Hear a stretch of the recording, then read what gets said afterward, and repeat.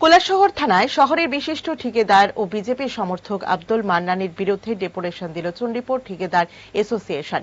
ডেপুটেশনের নেতৃত্ব দেন সভাপতি নীলমণি দাস। তারা অভিযোগ, মান্নান উদ্দেশ্য প্রণোদিতভাবে তাদের বিরুদ্ধে মিথ্যে মামলা দায়ের করেছেন।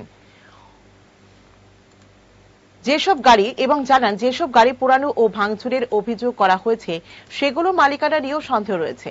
অভিযোগ, মান্নান কোটি টাকার দেনা না মেটাতে মিথ্যে নাটক সাজিয়েছেন। পুলিশ এখনো গাড়ির মালিকানা প্রমাণপত্র না পেয়ে মামলা রেজিস্ট্রি করেনি। ঠিকাদারদের হুঁশিয়ারি, পুলিশ নিরপেক্ষ তদন্ত না করলে তারা জবাব দেবে। ঘটনাটি নিয়ে এলাকায় তীব্র চাঞ্চল্য ছড়িয়েছে।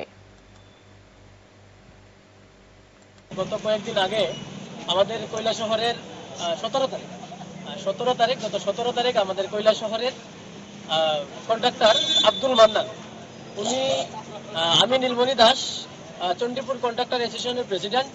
আমাদের অ্যাসোসিয়েশনের আরো কিছু সদস্য যেমন রত্না রয়েছে, মতলব দা, রঞ্জিত নম, তকদির দা এবং অলোক দেব সহ আমাদের কয়েকজনের নামে উনি থানায় এফআইআর করেছেন যে কে বা কারা রাতের অন্ধকারে উনার মেশিন পুড়িয়ে ফেলেছে এবং উনার প্ল্যান্ট ভেঙে চুরে দেওয়া হয়েছে।